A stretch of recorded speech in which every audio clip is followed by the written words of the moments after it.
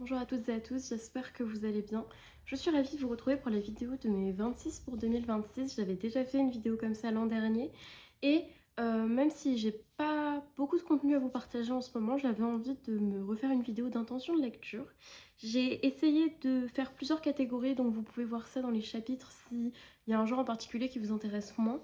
Et voilà, 26 livres, j'ai pas tout en ma possession. Il y en a que je vais acheter, d'autres que je vais pouvoir télécharger sur ma liseuse parce que j'ai une nouvelle liseuse.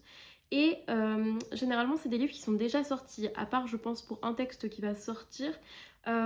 C'est pas des sorties, on va dire, anticipées pour 2026, c'est vraiment soit des livres que j'ai dans ma pile à lire, soit des livres qui sont dans ma liste de choses à acheter, en fait, de choses à lire, à découvrir, ma wishlist depuis un bon moment. Et j'ai essayé de faire une liste un petit peu plus faisable que l'an dernier parce que je n'ai pas pu lire les 25 livres que j'avais prévu de lire en 2025. Donc là, c'est plein de choses qui me font super envie. Il y a des textes un petit peu plus courts et je vais commencer tout de suite. On commence avec ce qui concerne le graphique. Donc j'ai plusieurs séries de mangas en cours, d'autres que j'aimerais découvrir, mais j'ai mis un seul manga dans cette liste. Il s'agit de Paradise Kiss, l'intégrale de Ayazawa que j'ai eu pour mon anniversaire. Je suis très contente. Je suis en train de terminer Gokinjo, une vie de quartier, qui est une sorte de préquel à Paradise Kiss, même si on peut lire l'un ou l'autre sans avoir besoin forcément soit de poursuivre avec Paradise Kiss, ou on peut lire Paradise Kiss sans forcément avoir besoin de Gokinjo pour comprendre ce qui se passe. Et j'ai trop hâte parce que moi j'adore Nana et on m'a souvent dit que Paradise Kiss c'était la deuxième grosse série de Ayazawa qu'il faut avoir lu, qui est vraiment très chouette. Et là, il est question de mode. Donc j'ai trop hâte de redécouvrir l'univers de Ayazawa, de rencontrer ses personnages. Et en plus, l'édition est magnifique. Et je compte prendre mon temps parce que j'ai tendance à rusher un petit peu ma lecture de manga. Et là, il y a franchement pas mal de contenu. Et voilà. Je vais lire ça en 2026. Ensuite, une BD qui parle d'écoféminisme dont j'ai entendu parler en cours. Il s'agit de Re-Sisters, résister avec un S, de Jeanne Burgard-Goutal et de Aurore Chapon. Et en fait, je ne m'y connais pas trop en écoféminisme, mais j'adore le style de dessin de cette BD. Voilà, je vous la montre un petit peu plus proche. Elle a un univers extrêmement coloré et un style de dessin que j'aime énormément. Et en fait, moi, je lis assez peu de BD, donc je pense que en lire une qui parle de féminisme et qui m'introduit à certains concepts comme l'écoféminisme par exemple, ça peut être super. J'ai trop hâte de me lancer. Et c'est chez Tana Édition, j'ai oublié de vous dire. Donc voilà, j'ai hâte de la commencer, je pense que ce sera fait bientôt. On passe à la non-fiction slash essai. Je suis quelqu'un qui lit très peu d'essais et j'aimerais beaucoup m'y mettre parce qu'il y a plein de sujets qui m'intéressent, plein de titres que je vois passer, notamment au rayon féminisme, qui m'intriguent et me donnent très envie. Donc là, comme j'ai dit, j'ai fait une liste assez simple pour me permettre vraiment de respecter ces 26 lectures et d'avoir vraiment envie voilà, de piocher parmi cette liste. J'ai seulement mis 2 textes. Le premier, c'est Désir à tout prix, que j'ai avec moi quelque part, qui était caché juste là, c'est de Talma Desta. C'est une amie dans ma classe qui m'en a parlé et ça parle du désir et ça apprend à le déconstruire et à déculpabiliser les personnes qui ressentent moins de désir sexuel et à décentrer en fait le désir sexuel des relations. Et ça parle visiblement de plein de choses. J'ai déjà commencé, j'ai lu l'introduction et rien qu'à lire le sommaire en fait, je pense que ça va être extrêmement intéressant. C'est vraiment un auteur que j'ai envie de découvrir plus parce qu'on en a pas mal parlé en cours et j'ai vraiment envie de commencer par celui-ci parce que le sujet m'intéresse. Trop hâte de lire ça, je pense que ça va être ma prochaine lecture en fait parce que je l'ai déjà entamé. Un autre texte que j'aimerais lire qui est un peu différent mais qui parle quand même de féminisme, c'est Sorcière de Paula Ringer, je pense qu'on prononce comme ça. Donc c'est Sorcière, féminisme, magie et musique, le sous-titre. Et c'est un texte qui parle de cette figure de sorcière, c'est-à-dire une femme qui assume pleinement son individualité et qui est très mal comprise, notamment à travers la pop culture et la musique. Elle donne par exemple l'exemple de Stevie Nicks dans le résumé. Et je l'ai vu passer, j'ai pas lu encore vraiment d'avis là-dessus, il faudrait que je m'y intéresse d'ailleurs, mais en tout cas ça m'intrigue énormément parce que je suis quelqu'un qui n'écoute pas forcément tout, mais qui j'aime beaucoup Stevie Nicks, mais qui m'intéresse beaucoup la pop culture un peu malgré moi quand je scrolle sur les réseaux sociaux. J'adore les gossips, j'adore ce genre de choses. Et donc en fait, il y a plein de femmes comme ça, de ce genre de figures, que je connais de nom, mais dont je connais pas forcément l'histoire. Elle parle notamment de Kate Bush, que j'adore aussi. Et du coup, voilà, j'ai vraiment envie de voir ce qu'elle fait avec cet essai parce que le sujet a l'air trop intriguant. D'ailleurs, j'en profite pour vous dire que si vous avez lu n'importe lesquels de ces textes, n'hésitez pas à me dire ce que vous en avez pensé dans les commentaires. On va parler de classiques maintenant. J'en ai mis un petit peu et des moins conséquents que ceux que j'avais mis dans ma pile à lire pour 2025. On commence par Mrs. Dalloway de Virginia Woolf.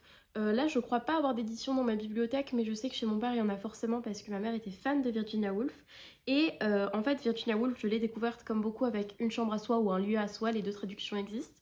Et ensuite, j'ai lu pour un cours Vers le phare, qui est l'un de mes romans préférés, je pense mon roman préféré au monde. Et j'ai lu Les Vagues l'an dernier, j'ai un peu moins accroché, mais je pense que j'en referai une lecture. Et non, du coup, il y a 1 an et demi plutôt, enfin c'était en 2024. Et par contre, en 2025, il faut que je m'habitue à ce qu'on soit en 2026. En 2025, j'ai lu Orlando, pareil, un énorme coup de cœur, ça fait partie de mes meilleures lectures. Donc voilà, il faut que je me mette à Mrs. Dalloway. En plus, c'est celui qu'on me conseille le plus depuis mon adolescence. Et ça a l'air d'être un sujet très intéressant. Je crois que c'est sur une femme qui reçoit des invités. Mais en tout cas, c'est le style de Virginia Woolf que j'adore, qui est hyper précis, littéraire et très ancré quand même dans la réalité, mais qui joue un petit peu avec le stream of consciousness. Et trop hâte de découvrir Mrs. Dalloway, donc ce sera une lecture de 2026. J'ai également en classique Mémoire d'Adrien de Marguerite Yourcenar. Il est possible que je vous en ai parlé dans ma vidéo de 25 pour 2025. C'est ma sœur qui m'en a parlé, qui aime beaucoup ce texte et qui me l'a beaucoup conseillé. Ça fait des années qu'il est dans ma pile à lire. Et j'ai décidé que cette année, il était temps.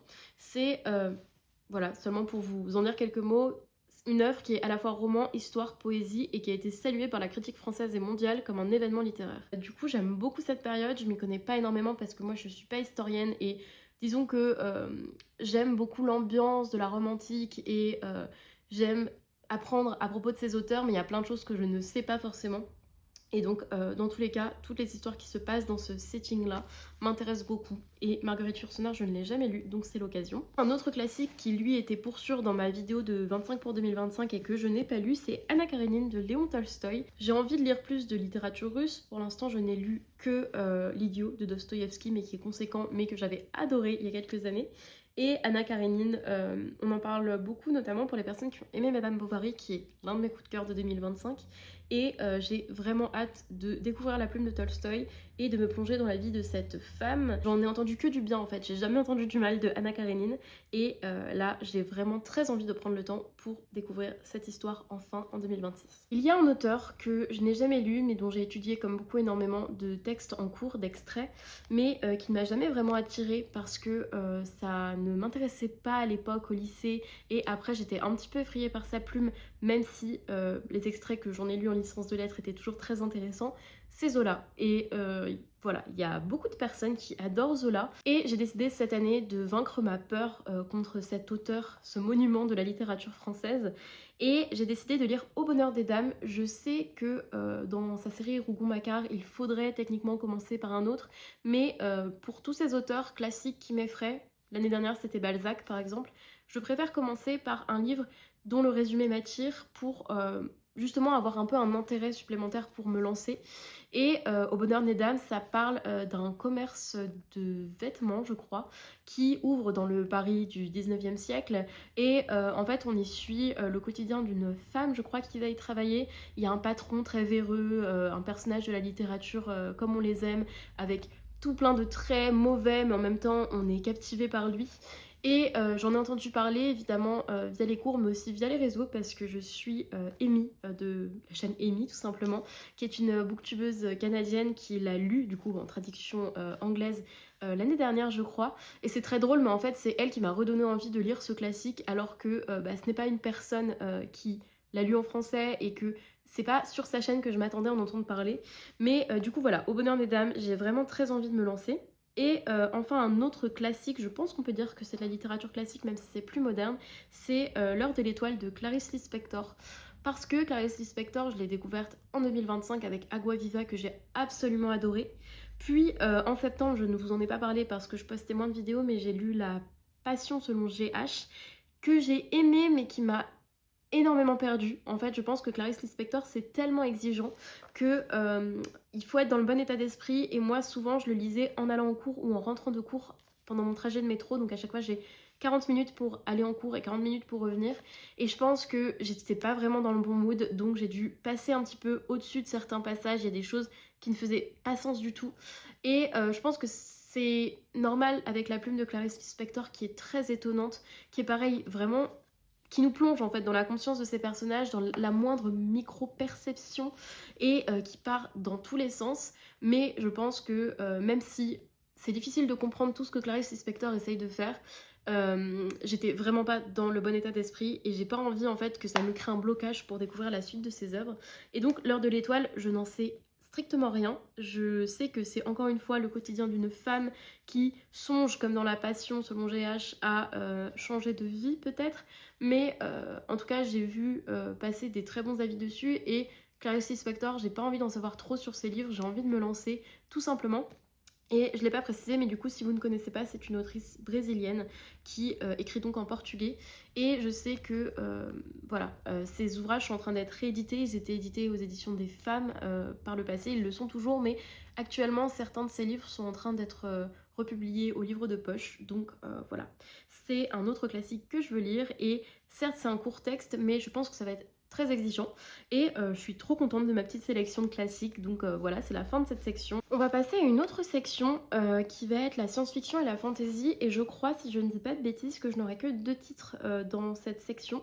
C'est des genres que j'aime beaucoup, mais en fait déjà je les lis principalement en anglais, donc ça me demande plus de temps, et j'ai pour projet d'en lire plus cette année, plus que 2 évidemment, mais j'ai décidé de mettre seulement dans cette liste des romans qui m'intéressent complètement, que je suis sûre de lire en fait, parce que sinon je vais me mettre la pression toute seule, et comme je suis pas toujours dans mon bon mood pour lire de la fantasy ou de la SF, au moins là je sais que mon objectif se résume à 2 livres seulement et ça me met moins de pression, mais j'ai d'autres choses dans ma pile à lire et j'ai d'autres choses aussi qui m'intéressent dans ma wishlist, donc voilà, juste pour que vous le sachiez, sur cette chaîne, si je reviens un petit peu plus régulièrement, je parlerai de temps en temps de ces genres que j'aime beaucoup. Tout d'abord, j'aimerais lire la suite d'une série que j'ai commencée et que j'ai terminée plutôt en janvier 2025. Il s'agit de The Fractured Dark de Megan O'Keeffe. Et c'est difficile à prononcer, The Fractured Dark, mais en tout cas, je l'ai commandé dans ma librairie et donc je vais aller le chercher tout à l'heure, donc je le récupère. C'est le 2e tome d'une série qui commence avec comment ça s'appelait, The Blighted Stars, et ça a été traduit en français par Les Mondes Dévastés. Le 1er tome est sorti, mais le 2e devait sortir et pas de nouvelles. Je ne sais pas si ça a fait un franc succès en France, mais en tout cas moi j'avais adoré le 1er tome. C'est de la SF, donc il y a un petit peu de romance, mais c'est plutôt un subplot, et on est sur des vaisseaux, la Terre, ça fait bien longtemps que les humains l'ont quitté, et on suit une femme qui s'appelle Nora Sharp, je crois, qui était l'ancienne garde du corps du patriarche de l'une des grandes dynasties qui gère un petit peu ces vaisseaux et tout ce monde qui fonctionne dans le cosmos, quoi. Et en fait, elle s'est faite prendre quand elle essayait de monter un coup d'état contre cette famille. C'est très compliqué à expliquer parce qu'en plus je l'ai lu en anglais, il y a plein de choses qui ont été hyper confuses, j'ai mis du temps à le lire, mais en fait elle s'est rendue compte que cette dynastie qui prétendait chercher des planètes sur lesquelles on pouvait habiter, en fait détruisait ces planètes en minant pour avoir des matières qui permettaient de les enrichir eux et donc de laisser les personnes qui n'avaient pas les moyens mourir et vivre dans des conditions très précaires. Elle va se faire réimprimer parce que dans ce monde, on peut sauvegarder sa conscience sur des drives et être réimprimé dans un autre corps. Comme ça, on vit plus vieux, alors on n'est pas immortel parce que notre fichier finit par craquer et donc là on est mort. Et donc elle se fait réimprimer dans un mauvais corps, elle ne sait pas ce qu'elle fout là, mais elle se retrouve embarquée dans une expédition avec le fils du patriarche de cette dynastie pour justement aller voir si l'une des planètes qui vient d'être trouvée est viable. Donc elle se retrouve avec son ennemi littéralement parce que il incarne tout ce qu'elle déteste et ce pourquoi elle a eu un procès. Et bon, évidemment c'est là que la romance va naître, mais tous les deux vont se rendre compte que la réalité est bien plus profonde que ce que l'un et l'autre pensent, puisque lui c'est le fils de son père, mais en même temps tout ce qu'il veut c'est étudier la géologie et il n'est pas vraiment dans ces enjeux de pouvoir là. Ils vont tous les deux apprendre à se connaître et même si du coup, elle doit prétendre ne pas être qui elle est parce qu'elle sait pas ce qu'elle fout là. J'ai l'impression vraiment de dire du charabia depuis tout à l'heure. Elle va devoir quand même essayer de lui faire comprendre que quelque chose ne va pas. Et bref, c'était assez dingue. C'est très compliqué à expliquer. J'espère que vous avez un peu compris. Et j'avais adoré ce 1er tome. Mais en fait, ça fait tellement longtemps que je l'ai lu que là, il faudrait vraiment que je m'y mette prochainement pour pas tout oublier.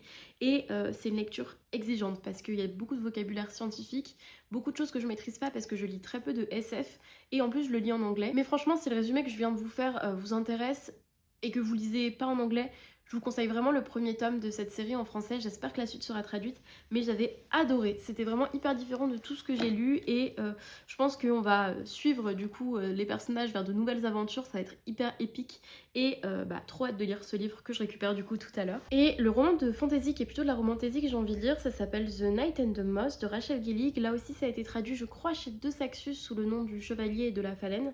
Et c'est un premier tome, moi Rachel Gillig je ne la connais pas mais elle a écrit une série qui était très populaire ces dernières années, One Dark Window peut-être, je ne suis plus sûre.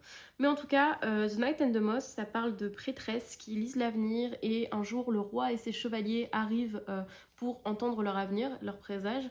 Et l'héroïne qui s'appelle, j'ai lu le résumé en français je crois du coup 6, donc en anglais peut-être Six, elle va passer un marché avec l'un des chevaliers, mais quand le roi et les chevaliers repartent, toutes ses sœurs commencent à disparaître, donc les prêtresses disparaissent, et ce personnage va partir à la recherche des prêtresses, accompagnée de ce chevalier avec qui elle a passé un marché. Et donc il y a de la romance, mais moi ça m'intéresse énormément, j'ai vu plein d'avis ultra positifs ces derniers temps sur internet et je pense que c'est un univers, un mood qui est onirique et aussi médiéval et j'ai envie de lire une fantasy qui se passe dans ce contexte-là. Donc trop hâte de lire The Knight and the Moss en 2026. Avant de passer à la littérature contemporaine plus générale, j'aimerais vous présenter deux romances que j'ai trouvées. Je les ai pas achetées mais que j'ai vues avec des coups de cœur dans l'une de mes librairies préférées qui est La Nuit des Temps à Rennes. Ces deux livres sont en anglais par contre, je ne sais pas s'ils ont été traduits, mais en fait comme le genre de la romance c'est un genre que j'aimais bien avant mais qui a tendance vite à m'ennuyer en ce moment, j'aime bien quand je peux lire en version originale, lire en anglais, comme ça je trouve que ça me permet d'au moins apprécier le fait de lire dans une autre langue et ça m'entraîne et ça me fait du bien en fait, ça me change. Donc le premier livre c'est An Academic Affair de Jodi McAllister. Je ne connais pas cette autrice, pourtant j'ai l'impression d'avoir déjà vu son nom plein de fois, donc si ça se trouve j'ai déjà lu quelque chose d'elle. De ce que j'ai compris c'est une romance entre deux enseignants de lettres et dans un cadre un petit peu universitaire et ça a l'air chouette parce que j'aime bien les personnages qui sont aussi passionnés par la lecture, par les lettres et par la littérature quoi, je me répète un petit peu. Et j'ai pas lu je crois de romance dans le cadre un peu universitaire, mais je me suis dit que ça pouvait être sympa, ça pouvait me faire du bien, me faire passer un bon moment, donc j'espère vraiment que je vais apprécier. Et la deuxième romance que j'aimerais lire c'est Never Been Shipped de Alicia Thompson qui a écrit je crois Love in the Time of Serial Killers, que je n'ai pas lu mais dont j'ai vu passer plein d'avis négatifs de la part de créateurs et créatrices de contenu que moi j'apprécie beaucoup, donc je l'avais pas lu. Ça a l'air marrant, moi comme je vous ai dit j'aime bien les choses très pop culture et les, les romances ou les romans en général qui parlent de personnes qui vivent de leur art et de leur passion. Donc trop hâte de lire ça, je pense que ça va être fun.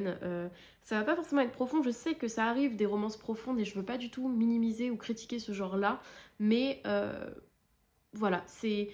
Parfois j'ai pas besoin de lire des choses hyper profondes pour passer un bon moment, même si j'ai conscience que c'est pas forcément le meilleur livre du monde, mais j'ai quand même envie que dans mes romances, que je sois quand même touchée d'une certaine manière, donc on verra. Mais voilà pour les deux romances que j'avais envie de vous présenter. Et ce n'est pas une romance, mais j'ai un livre en anglais que j'aimerais vous présenter. Je l'ai justement acheté à la Nuit des Temps la semaine dernière du coup, et donc là on rentre dans la catégorie de la vidéo qui est plutôt littérature contemporaine.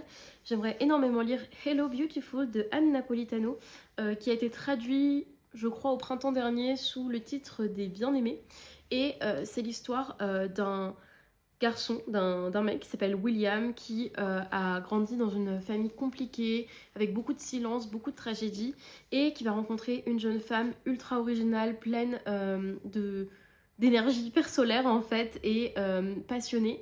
Et il va rentrer dans sa famille et découvrir tout son monde, donc de sœurs. C'est l'histoire, je pense, de 3 ou 4 sœurs qui sont toutes hyper originales et qui ont des passions différentes, mais qui sont hyper indépendantes et voilà, un foyer plus lumineux, un foyer dans lequel on se dit je t'aime.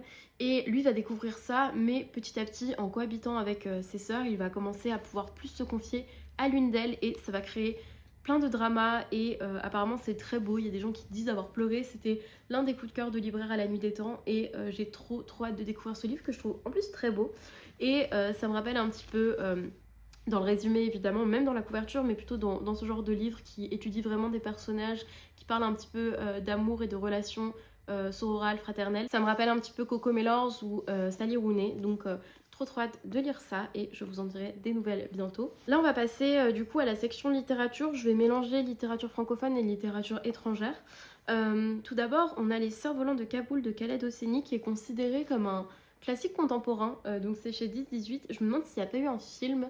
Et en fait, c'est parce que mon père et moi, on a envie de lire un livre de chaque pays du monde. Ça va nous demander un temps fou. Et enfin, ça fait déjà plusieurs mois qu'il a lu celui-ci et qu'il attend que je le lise. Donc vraiment, ça va être dur. Mais en tout cas, il avait beaucoup aimé. Et on commence par l'Afghanistan, donc. Et ça se passe au tout départ, au début des années 70. C'est l'histoire de Amir et Hassan, qui sont deux frères de lait. L'un va rester à Kaboul et l'autre va se réfugier aux États-Unis et construire une vie bien différente de celle de son frère de lait. Et 20 ans plus tard, en quête de rédemption, il va retourner en Afghanistan, cette fois-ci ravagé sous le joug des talibans. Et du coup, ça a l'air hyper chouette. Je sais que beaucoup de personnes l'ont dans leur liste de livres favoris de tous les temps. Et j'ai très envie de découvrir ce livre et d'en faire un petit peu un... Voilà, de donner mon avis, d'en discuter avec mon père tout simplement et de vous en parler aussi à vous. Donc ça va être une lecture de 2026. Deux livres qui vont ensemble, que je n'ai pas encore dans ma pile à lire, mais qui sont des sorties de la rentrée littéraire de 2025, donc de septembre 2025. Il s'agit tout d'abord de Écarlate, de Christine Pawlowska. Je sais peu de choses sur ce livre, c'est un court roman qui a été réédité il y a peu, mais ce que je sais, c'est que il est accompagné de Flammes, Volcans, Tempête de Pierre Boisson, qui en fait va parler de ce petit livre Écarlate qui a été publié, puis oublié, puis redécouvert, et qui va partir à la trace de cette autrice dont on sait pas grand chose, et parler en fait de ce destin très flamboyant et de ce texte aussi dont je sais peu de choses. J'ai un collègue qui a beaucoup aimé, on en a entendu beaucoup de bien. Et moi j'aimerais beaucoup déjà découvrir Christine Pawlowska, mais aussi j'aime beaucoup les livres un peu enquête, notamment sur des figures artistiques et des figures féminines. Donc j'ai trop envie de découvrir ces deux textes, beaucoup l'ont aimé et ça m'intrigue énormément. Donc dès que je trouve le temps de les lire, j'irai les chercher à la librairie et je pense vous en parler, que ce soit sur cette chaîne ou sur mon petit compte Instagram qui me sert juste en vrai d'endroit où je poste mes lectures au fur et à mesure du temps. Mais j'ai vraiment trop hâte de découvrir ces deux livres et de les lire l'un et l'autre ensemble. Ça va être le seul livre de cette vidéo qui n'est pas encore paru et qui est une parution de 2026. L'année dernière, j'avais découvert un super auteur avec un roman qui s'appelle Ma. Cet auteur, c'est Hubert Haddad qui publie chez Zulma et cette année, il sort un recueil de nouvelles qui s'appelle La Nuit des Juges. Et Hubert Haddad, je suis tellement tombée amoureuse de sa manière d'écrire, j'ai lu des articles sur lui, que j'ai envie de découvrir toute son œuvre, mais j'avais envie de vous présenter dans cette vidéo cette parution, puisque j'ai aussi envie de lire un petit peu plus de nouvelles. Et Hubert Haddad, j'avais adoré son style et la manière dont il est lyrique sans en faire trop, et de la manière dont il représente des personnages avec énormément de tendresse et une grande compréhension en fait de l'âme humaine.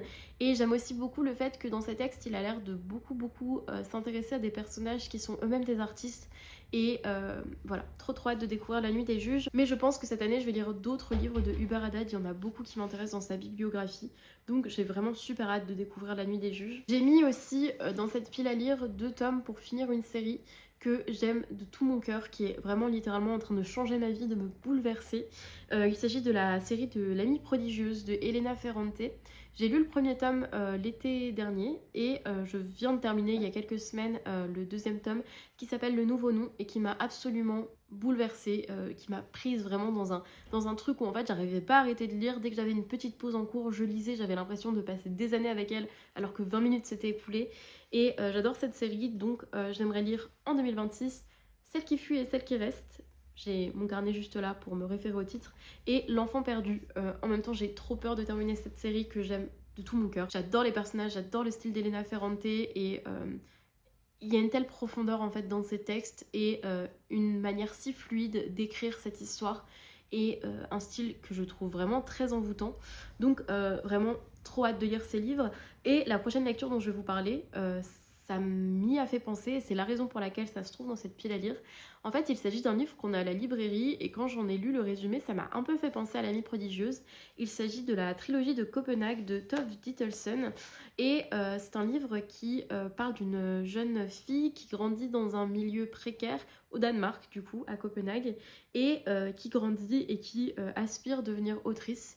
Et alors je sais pas pourquoi j'ai fait tout de suite l'association avec l'Amie prodigieuse, mais même si je sais pas s'il va être question d'amitié féminine dans cette histoire, le contexte de découvrir un pays que je connais assez peu et le destin de cette femme qui veut s'affranchir des règles et vraiment assumer son penchant artistique, ça m'inspire trop, c'est ce genre d'histoire qui m'inspire énormément et du coup j'ai trop hâte de découvrir la trilogie de Copenhague. Initialement je crois que c'était publié en 3 volets et là c'est un seul livre que je trouve d'ailleurs très beau. Donc voilà, je vous en parle juste après vous avoir parlé d'Elena Ferrante parce que les deux voilà, me sont assez similaires dans ma tête. Ça se trouve je vais lire la trilogie de Copenhague et m'apercevoir que c'est très différent, mais ça me semblait intéressant de les mettre un peu côte à côte dans cette vidéo. Maintenant, un livre que j'ai en ma possession, il s'agit de Vivre tout bas de Jeanne Benhammer. C'est une camarade qui m'en a parlé, la même camarade qui m'a conseillé Désirer à tout prix, qui est une super copine. Et en fait, Vivre tout bas, c'est l'histoire de Marie, la mère de Jésus. Et elle m'en a dit beaucoup de bien du style de cette autrice qui est apparemment extrêmement poétique, extrêmement doux. Et en fait, j'aime beaucoup les textes qui se ressaisissent de figures de la littérature, ou là en l'occurrence de la liturgie, de la religion. Déjà le livre est super beau et Jeanne Benhammer, j'ai vraiment très envie de la découvrir. J'ai aussi un livre qu'elle a écrit qui s'appelle Vers l'écriture, donc qui cette fois-ci est plutôt de l'essai.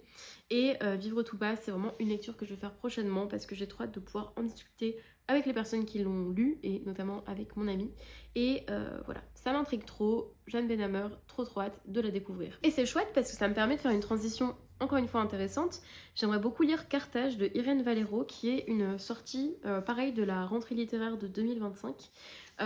Il s'agit d'une sorte de réécriture, mais c'est à la frontière entre essai, fiction, poésie peut-être, je ne sais plus, mais c'est sur l'Énéide du coup. L'Énéide que j'ai lu quand j'étais à la fac en L3 et qui est l'histoire de Énée qui est un combattant troyen qui fuit Troie quand Troie est en train de tomber et qui va devoir trouver une terre guidée par les dieux évidemment, pour fonder celle qui sera plus tard Rome.